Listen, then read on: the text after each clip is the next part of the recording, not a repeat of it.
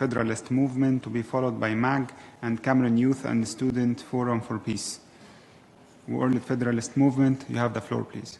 Presidents, Excellencies, ladies and gentlemen, yesterday the distinguished representative ambassador from Sri Lanka made a very profound statement, quoting Arundhati Roy, who had said, "Earlier we were manufacturing weapons to sell, but now wars are manufactured to sell weapons." I repeat, earlier we were manufacturing weapons to sell, but now wars are manufactured to sell weapons. Madam President, in her introduction, underlined the need for urgency and multifaceted solution. May I plead with you, we need not only stress on export control, but we also need to have a regulation on the production of weapons. The needs are to be regulated. As long as the supply tap is open, fueling conflicts, we are nowhere near the eradication of illicit small arms and light weapons. And we all know that many of the illicit trade of weapons were originally legally produced and exported.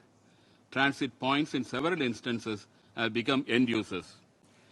Global conflict has been the prime driver for pushing 117 million people in 19 countries into extreme poverty, and millions more are refugees. According to Oxfam, the global military spending reached $2.2 trillion last year, which was enough to cover UN appeal 42 times.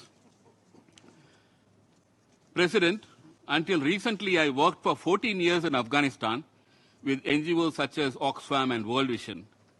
And we all know who benefited from the decades of war.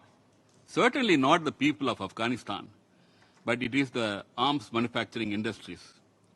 Some countries even now seek to increase their economic growth by billions and trillion dollars economy by engaging in production and export of weapons, even some of the countries from where Gandhi and Buddha were born. From 2019 to 2023, the P5 alone accounted for 75% of global arms sale.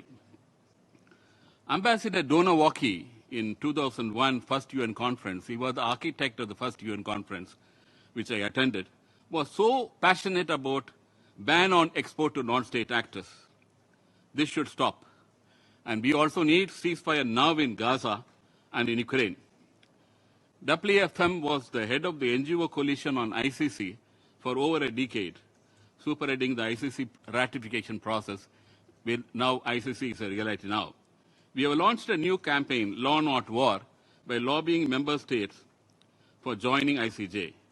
Dialogue through ICJ is the only way. Whether legal or illegal, weapon cannot bring peace. This is the fourth review conference. Still, there are member states who are not reporting regularly and have not even formed national coalition agencies. We appreciate the reference to ammunition. This is important as in one of our research of the small arms network, SASA-Net, while there were illegal gun manufacturing factories, the ammunition actually comes from pilferages of the government stockpiles. Therefore, we need more support of South-South cooperation and also Western countries to support the governments in stockpile management, weapon collection and destruction. Again, the zero document stays on adequate laws. SASA-Net did work in terms of analyzing the Firearms Act in 6 countries and how it is in line with how it has to be amended in line with the UN Conference on Program of Action. I would like to end with an opening sentence of Zero Outcome document. A renewed commitment to peace, security and sustainable development can only be achieved by preventing, combating, eradicating illicit trade, the diversion of SALW, thus reducing human suffering, gender-based violence, enhancing participation of women in politics and governance, strengthening democracy and ensuring a more environmentally friendly, peaceful world, thus saving lives. Thus fulfilling also the UN preamble, we the people of the world will prevent succeeding generations from the scourge of war. Thank you, Mr. President.